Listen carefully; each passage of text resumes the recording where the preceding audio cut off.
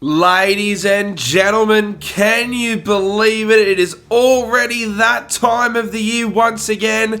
The annual All-Stars game is around the corner, this time coming from our little brother in New Zealand live from the Rotorua International Stadium. This is my favourite game of the preseason, and I think the NRL have finally got it right with the Indigenous versus the Maori All-Stars celebration of two of the oldest cultures on the planet and the two lands in which our great sport is played. But straight off the bat, there have been so many withdrawals, so it's a bit of a shame we're not going to see the likes of Joey Manu, Kalen Ponga, Josh Adokar. But at the end of the day, I understand why these players, but more so the clubs, want to pull their players out. We saw only last year that Jordan Rapana after Latrell will watch this game either way. There is so much passion between the two sides. For these players, it's almost like putting on an Australia or a New Zealand jersey, because essentially that is what this game is to all these 34 players involved. I simply can't wait, but let's get straight into previewing these two sides. Now, the cool thing about this All-Stars game and what we've seen in recent years is that it is kind of a contrast between two styles of footy, and as the game has gone more towards speed, it's been the Maori forwards who have been the Indigenous All-Stars. I say that with the utmost respect to the Maori boys, but outside of Morgan Harper and Jordan Rapana, the backline is clearly in favour of the Indigenous All-Stars. On one edge, they're going to have Jack Whiten and young Tyrell Sloan, and on the other edge, they're going to have Brent Naden and Selwyn Cobbo. Compare that to Morgan Harper, Jesse Arthurs, Adam Pompey, and Jordan Rapana. Outside of Rapana, they're all pretty much fringe first graders, but on the Indigenous side, you have two Origin players in Cobbo and White, and Brent Naden. I think we could see him play his best footy since he left the Penrith Panthers. When these boys put these jerseys on, they take it to a new level. Naden, he's had a full off-season with the Tigers now. He's had some lean years at the Doggies. Hopefully, they can find a position for him, because remember, Brent Naden a few years ago was one of the rising stars in the backline in the competition, so hopefully he can get to his best in 2023. Still though, he may be seen as a weak point for the Indigenous All-Stars backline, but if he was on the Maori side, he'd probably be their best back. So unfortunately, the backlines, they just don't stack up well, and I see the Indigenous All-Stars having a clear advantage when it comes to the numbers 2 to 5. But like I said earlier, when it comes to the forward pack, there is a huge advantage for the Maori All-Stars. You've got James Fisher-Harris, the game's best front rower, in the front row, while the Indigenous All-Stars, their starting front rows are Josh Kerr and Shakai Mitchell. With the greatest respect to those two Indigenous boys, they're fringe first graders. They're going to be spending most of their years in New South Wales Cup, unfortunately, and they're going to have to try and contain the likes of Fisher-Harris, Royce Hunt, and Joseph Tapine.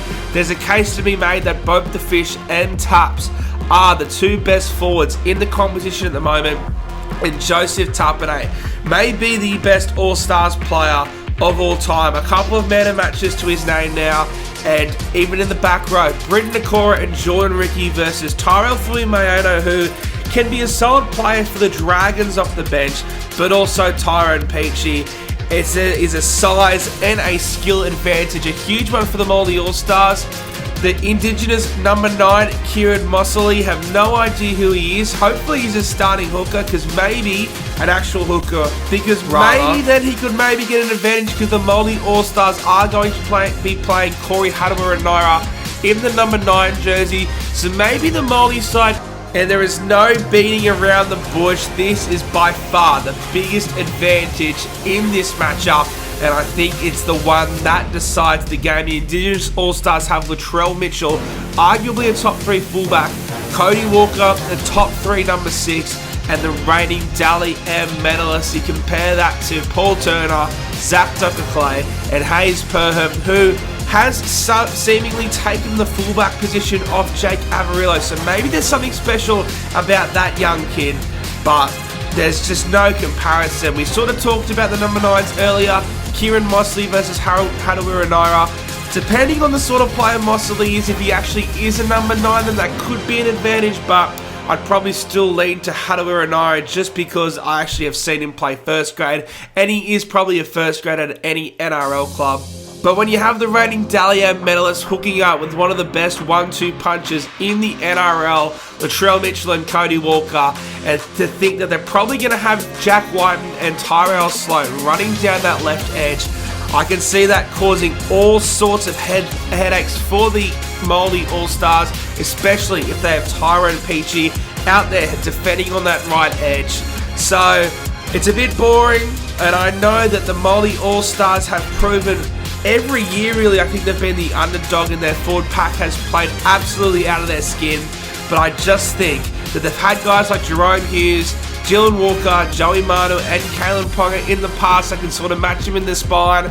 I just think that this year, the spine is just too much. I think the Maori All-Stars will be able to hang on for the first 60 or 70 minutes, but then I think the speed of the Indigenous boys will get them across the line. So, my official tip for the NRL All-Stars match, the return to rugby league, is I'm going to be tipping the Indigenous All-Stars 1-12. My tip for man of the match, I'm going to be going for Jackie Boy Whiten.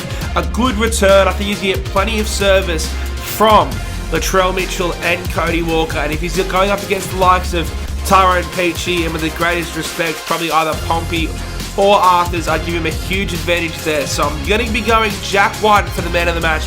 The Indigenous All-Stars to win 1-12. But ladies and gentlemen, there we go. The first preview for a rugby league match in 2023 is out of the way. I can't believe the season is almost here. Usually by this time of the year I'm buzzing, but because of the World Cup, it's felt like such a short off-season. But trust me, when the trials start kicking off, we'll be straight into it. Ladies and gentlemen, if you did enjoy this video, smash the hell out of that like button. Comment your prediction for the All-Stars match down below.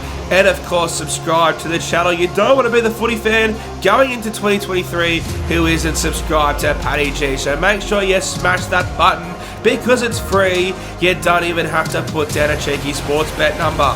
That didn't make sense. But anyway, I'm going to get out of here. Thanks for watching, guys. To the big three, and I'll see you in the next one.